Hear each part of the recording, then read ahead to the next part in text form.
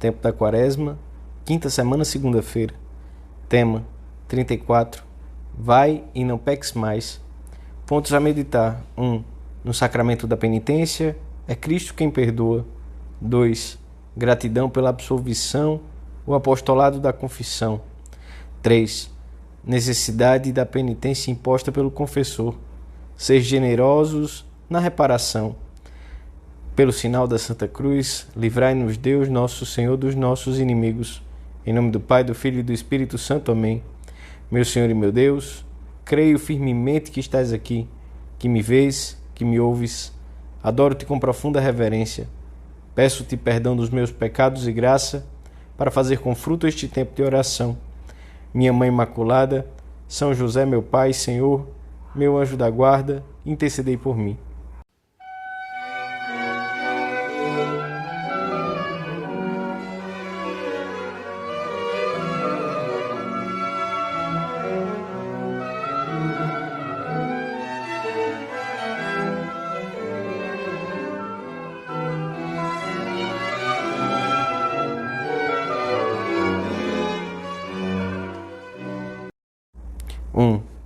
Mulher, ninguém te condenou? Respondeu ela, ninguém, Senhor. Disse-lhe então Jesus, nem eu te condeno. Vai e não tornes a pecar. Tinham levado à presença de Jesus uma mulher surpreendida em adultério. Trouxeram-na para o meio da multidão, diz o Evangelho. Humilharam-na e envergonharam-na até esse extremo, sem a menor consideração.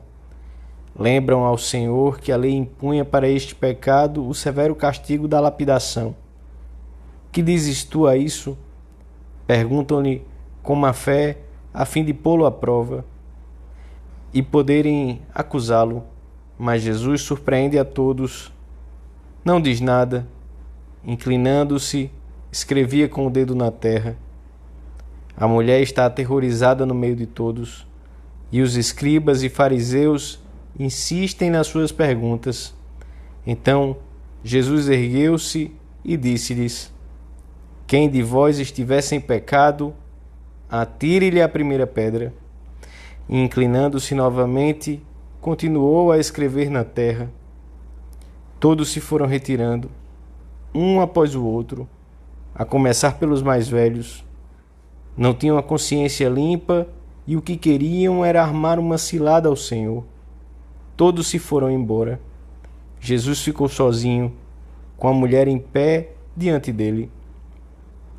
Jesus ergueu-se e, vendo ali apenas a mulher, perguntou-lhe: mulher, onde estão os que te acusavam? Ninguém te condenou? As palavras de Jesus estão cheias de ternura e de indulgência. E a mulher respondeu: ninguém, Senhor. Jesus disse-lhe: nem eu te condeno. Vai e não tornes a pecar. Não é difícil imaginar a enorme alegria daquela mulher, o seu profundo agradecimento, os seus desejos de recomeçar. Na sua alma, manchada pelo pecado e pela humilhação a que fora submetida, operou-se uma mudança tão profunda que só podemos entrevê-la à luz da fé. Cumpriam-se as palavras do profeta Isaías: não vos lembreis mais dos acontecimentos de outrora, não recordeis mais as coisas antigas, porque eis que vou fazer uma obra nova. Abrirei um caminho através do deserto e farei correr rios pela estepe, para saciar a sede do meu povo eleito, o povo que formei para que proclamasse os meus feitos. Todos os dias, em todos os recantos do mundo, através dos sacerdotes, seus ministros, Jesus continua a dizer: eu te absolvo dos teus pecados. Vai e não tornes a pecar. É o próprio Cristo que perdoa. A fórmula sacramental: eu te absolvo, a imposição das mãos e o sinal da cruz traçado sobre o penitente manifestam que naquele momento o pecador contrito e convertido entra em contato com o poder e a misericórdia de Deus. É o momento em que, em resposta ao penitente, a Santíssima Trindade se torna presente para apagar-lhe o pecado e restituir-lhe a inocência. O momento em que a força salvífica da paixão, morte e ressurreição de Jesus Cristo é comunicada ao penitente. Deus é sempre o principal ofendido pelo pecado. Só contra vós pequei, e só Deus pode perdoar.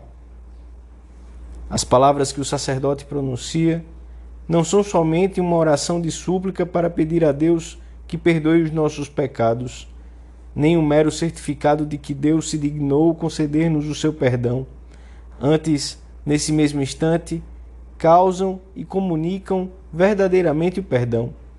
Nesse momento, todos e cada um dos pecados são perdoados e apagados pela misteriosa intervenção do Salvador. Poucas palavras no mundo têm produzido tanta alegria como as de absolvição. Santo Agostinho afirma que o prodígio que realizam supera a própria criação do mundo. Com que alegria as recebemos quando nos aproximamos do sacramento do perdão? Quantas vezes temos dado graças a Deus por termos tão ao alcance da mão este sacramento? Na nossa oração de hoje, podemos manifestar a nossa gratidão ao Senhor por esse dom tão grande.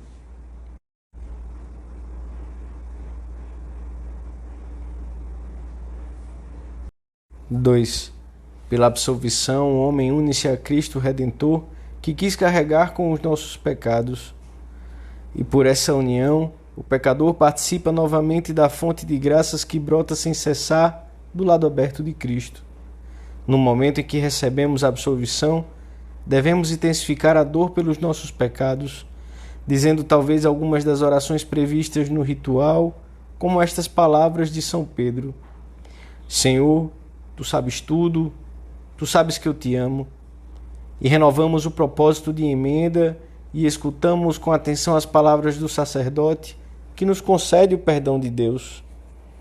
É o momento de recordar a alegria que significa recuperar a graça, se a tivermos perdido, ou sabê-la aumentada na nossa alma. Santo Ambrósio diz assim: Eis que o Pai vem ao teu encontro, inclina-se sobre o teu ombro, dá-te um beijo, penhor de amor e ternura, faz com que te entreguem uma túnica nova, sandálias. Tu ainda temes a repreensão, tens medo de uma palavra irritada, e ele prepara-te um banquete.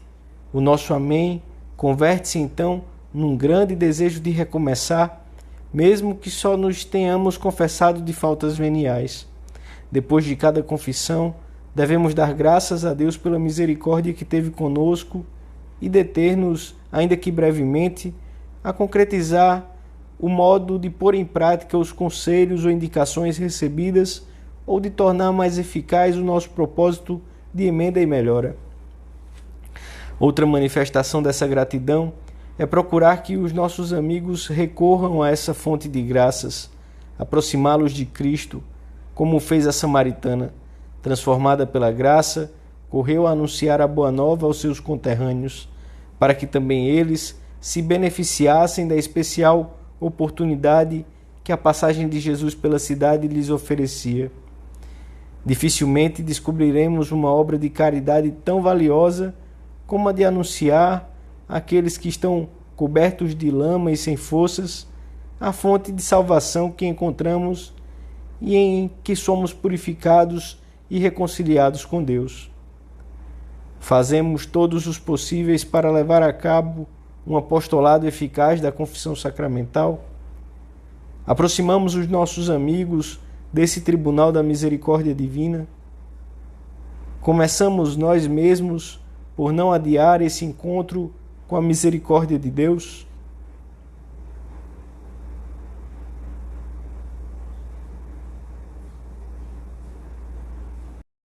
Três. A satisfação é o ato final que coroa o sinal sacramental da penitência. Em alguns países, chama-se precisamente penitência aquilo que o penitente perdoado e absolvido aceita cumprir depois de ter recebido a absolvição. Os nossos pecados, mesmo depois de perdoados, merecem uma pena temporal de reparação que deve ser satisfeita nesta vida ou depois da morte no purgatório, para onde vão as almas dos que morrem em graça, mas sem terem expiado plenamente os seus pecados. Além disso, depois da reconciliação com Deus, permanecem na alma as relíquias do pecado, a fraqueza da vontade em aderir ao bem, certa facilidade para nos enganarmos nos nossos juízos, desordem no apetite sensível, são as feridas do pecado e as tendências desordenadas que o pecado original deixou no homem e que se infetam com os pecados pessoais. Não basta retirar a flecha do corpo, de São João Crisóstomo. Também é preciso curar a chaga produzida pela flecha. Coisa semelhante acontece na alma. Depois de ter recebido o perdão dos pecados, tem de curar por meio da penitência a chaga que ficou. Depois de recebida a absolvição, ensina João Paulo II, permanece no cristão uma zona de sombra devido às feridas do pecado, à imperfeição do amor no arrependimento, ao enfraquecimento das faculdades espirituais que continuam a manter ativo um foco infeccioso de pecado que é preciso combater sempre com a mortificação e a penitência. Tal é o significado da humilde, mas sincera satisfação. Por todos estes motivos, devemos cumprir com muito amor e humildade a penitência que o sacerdote nos impõe antes de dar a absolvição. Costuma ser fácil, e se amamos de verdade o Senhor, perceberemos como é grande a desproporção entre ela e os nossos pecados. É mais um motivo para aumentarmos o nosso espírito de penitência neste tempo da Quaresma, em que a Igreja nos convida especialmente a fazê-lo. E invoca o coração de Santa Maria com ânimo e decisão de te unires à sua dor, em reparação pelos teus pecados e pelos de todos os homens de todos os tempos, e pede-lhe para cada alma que essa sua dor aumente em nós a aversão ao pecado e que saibamos amar como expiação as contrariedades físicas ou morais de cada jornada.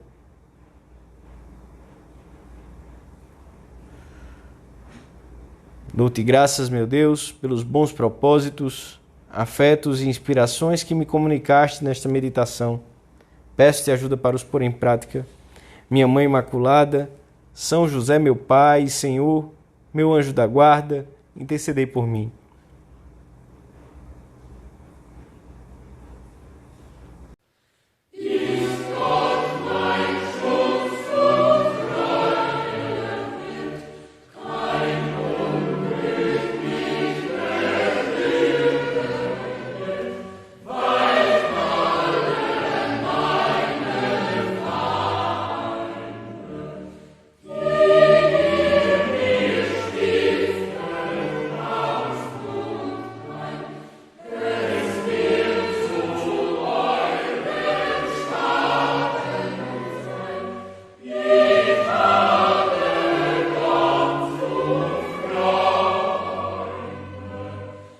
Yeah.